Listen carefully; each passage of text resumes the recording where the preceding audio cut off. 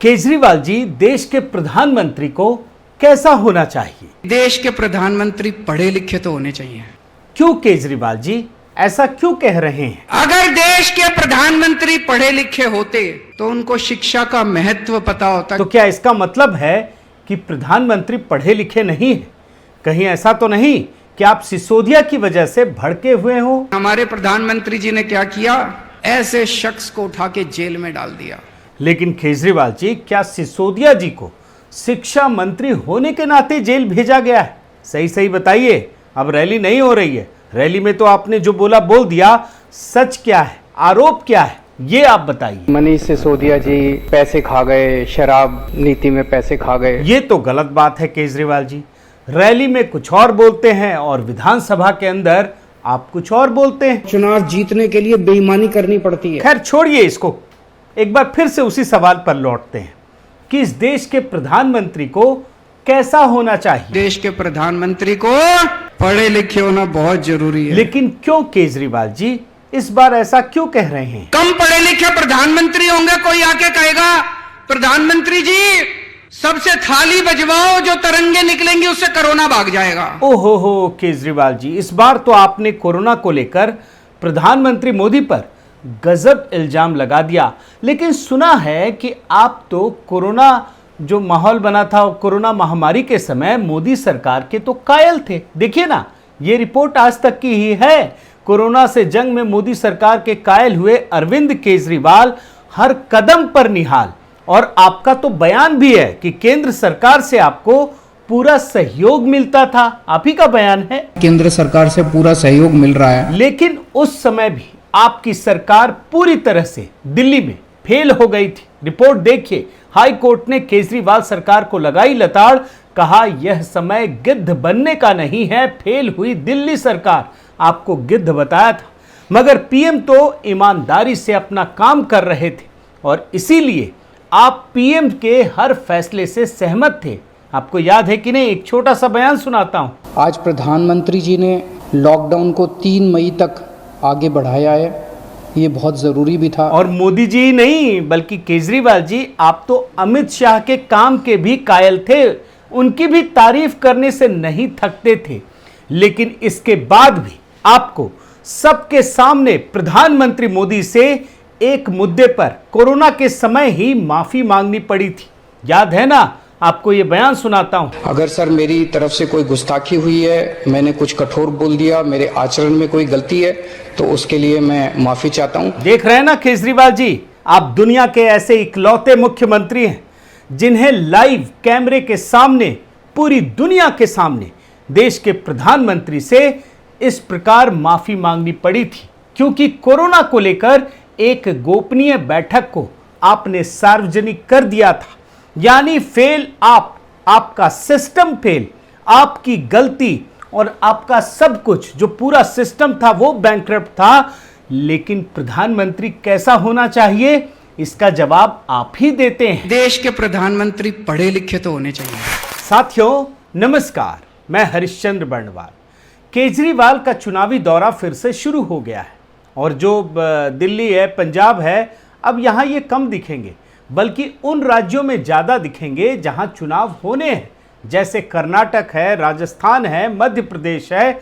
और इसमें कोई गलत बात भी नहीं है, चूँकि लोकतंत्र है तो हर किसी को चुनाव प्रचार करने का अधिकार है, उन्हें भी है।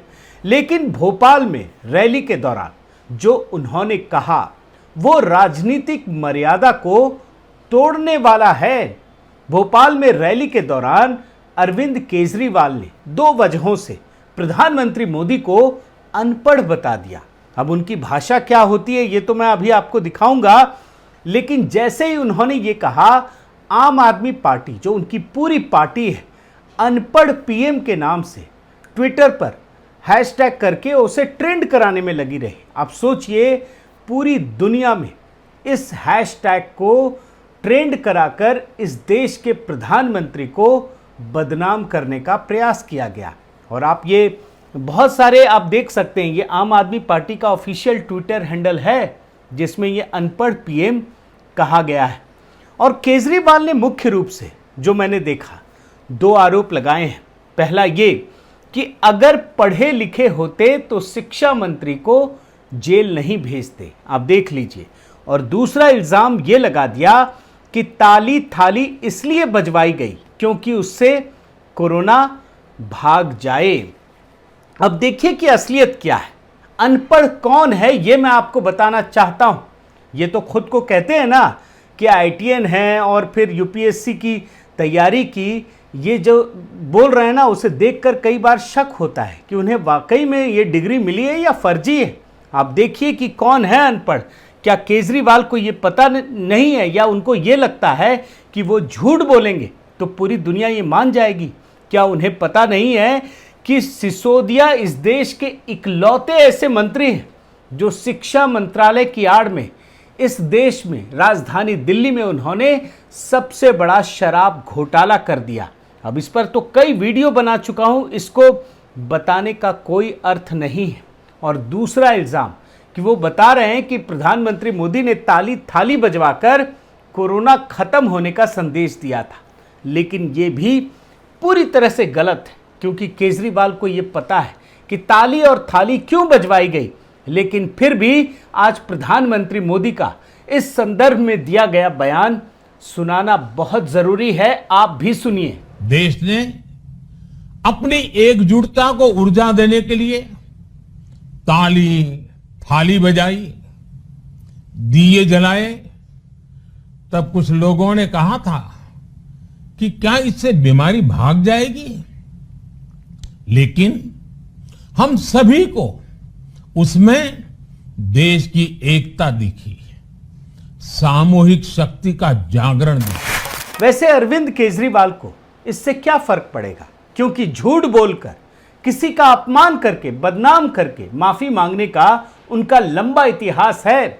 वो दुनिया के इकलौते ऐसे व्यक्ति होंगे जिन्होंने झूठ बोलने के बाद इतनी माफी मांगी हो और इतने बड़े पद पर बैठा हो। आपको याद होगा नितिन गडकरी, अरुण जेटली, मजीठिया साहब, कितने लोगों से माफी मांगी है। लेकिन आज ये जानना जरूरी है कि अनपढ़ कौन है। अनपढ़ के बारे में ये जानना इसलिए जरूरी है कि इस प्रकार की भाषा क्या कोई पढ़ा लिखा आदमी बोल सकता है? जरा सुनिए। अरे कोई भ्रष्टाचार करेगा तो वो क्या करेगा पैसे का? रात को बैठ के दारू पिएगा, लड़कीबाजी करेगा। क्या पढ़ा लिखा आदमी पंजाब में चुनाव जीतने के बाद वहां के टीचरों को भाड़े का टट्टू बता सकता है? सुन लीजिए ये बयान। ये जो आए हैं ये पंजाब के टीचर नहीं है, उनके भाड़े के टट्टू और उनके भाड़े के गुंडे हैं। क्या कोई पढ़ा लिखा आदमी दिल्ली पुलिस के जवानों को ठुल्ला बोल सकता है? सुन लीजिए ये बयान। दिल्ली पुलिस का अगर कोई ठुल्ला किसी रेडी पटरी वाले से पैसे मांगता है, उसके खिलाफ भी केस नहीं होना चाहिए। क्या पढ़ा लिखा कोई व्यक्ति गाली गलौज की भाषा का इस्तेमाल कर सकता है?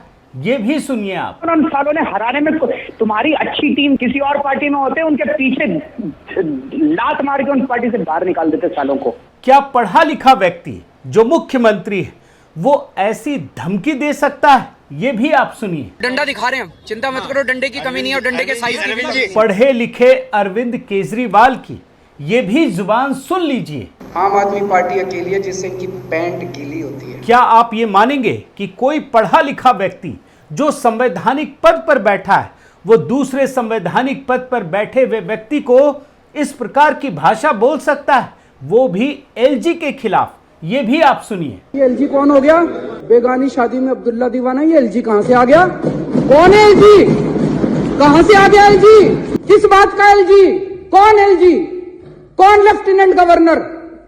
हमारे सर पे बैठ गया के लेफ्टिनेंट गवर्नर। इतना ही नहीं, क्या कोई पढ़ा लिखा व्यक्ति जो इस देश में एक राज्य का, वो भी राजधानी का मुख्यमंत्री है, क्या वो गणतंत्र दिवस मनाने से ही इनकार कर सकता है?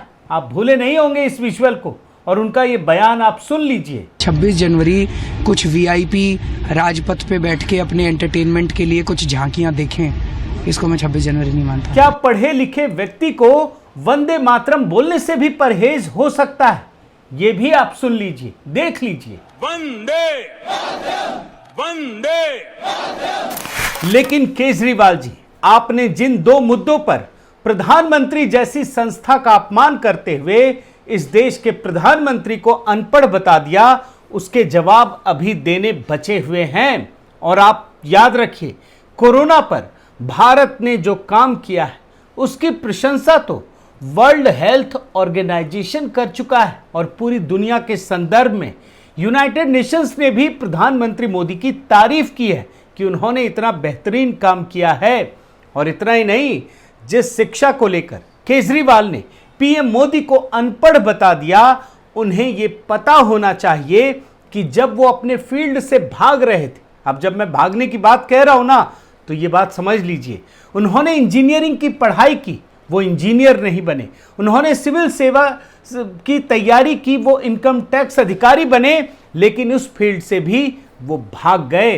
वो सामाजिक कार्यकर्ता बने और उस फील्ड से भी वो भाग खड़े हुए। तब मैं ये बात कह रहा हूं कि जब वो पीएम मोदी को अनपढ़ बता रहे हैं तो उन्हें पता होना चाहिए कि पीएम मोदी ने उस समय ये काम किया, शिक्षा को लेकर एक बेहतरीन काम किया, जब वो तमाम क्षेत्रों से भाग रहे थे। 2002 में जब केजरीवाल सिसोदिया के साथ मिलकर राजनीति में आने की तिकड़म भिड़ा रहे थे, उस समय मोदी जी ने गुजरात में बेटियों की शिक्षा में नया इतिहास रच दिया। कन्या केलवणी, ये था योजना का नाम। केजरीवाल जी को ये बताना बहुत ज़रूरी है। जब केजरीवाल और सिसोदिया को कंप्यूटर की ABCD भी नहीं पता थी, तब मोदी जी गुजरात में बच्चों को कंप्यूटर की शिक्षा दे रहे थे।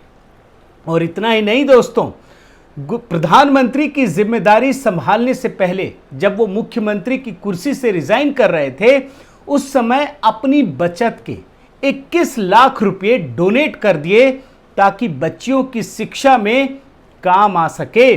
और अब आखिर में इन पूरी कहानियों के लिए जो केजरीवाल जी करते हैं ना, न्यूज़ 24 की एक क्लिपिंग आपको दिखाना चाहता हूं। इससे बहुत बड़ा संदेश आपको मिलेगा। आप पहले ये वीडियो देखिए। जनता को कोई इंटरेस्ट बेरोजगारी में नहीं है, जनता को कोई इंटरेस्ट महंगाई में नहीं है, जनता को खुद ही अपने असल मुद्दों में कोई इंटरेस्ट नहीं है। साथियों, जब केजरीवाल मोदी को अनपढ़ बताते हैं तो वो न केवल इस देश के सबसे लोकप्रिय प्रधानमंत्री का अपमान करते हैं, बल्कि प्रधानमंत्री जैसी संस्था को भी अपमानित करते हैं। और इसके साथ साथ इस देश के उन करोड़ों करोड़ लोगों को भी अपमानित करने का काम करते हैं जिन्होंने प्रधानमंत्री मोदी में अपनी आस्था दिखाई, लोकतंत्र के अधिकार का प्रयोग करते हुए एक ऐसे व्यक्ति को प्रधानमंत्री बनाया जिसे आज केजरीवाल अनपढ़ बता रहे हैं। और ऐसे में एक ही बात कहना चाहूँगा कि जब ये सारे लोग लोकतांत्रिक तरीके से थक चुके हैं कि वो मोदी को हरा नहीं सकते, तो वो उल जलूल हरकत कर रहे हैं। और जैसा अभी मैंने आपको न्यूज़ 24 का एक क्लिपिंग दिखाया, उसमें क्या कर रहे हैं, उसमें जनता को ही कसूरवार ठहरा दे रहे हैं। अब ये लोग मोदी को हरा नहीं पा रहे हैं तो जनता ही कसूरवार है। और यही हरकत केजरीवाल और उनका पूरा गैंग कर रहा है। प्रधानमंत्री मोदी को अपमानित नहीं कर रहे हैं, बल्कि वो जनता को ही अपमानित करने का, जनता को ही कसूरवार ठहराने का काम कर रहे हैं। बहुत बहुत धन्यवाद। आपसे निवेदन है साथियों कि आप मेरे इस चैनल को ज़रूर सब्सक्राइब कीजिए, लाइक कीजिए, शेयर कीजिए, कमेंट कीजिए और इस बेल आइकन को प्रेस करना मत भूलिएगा। नमस्कार।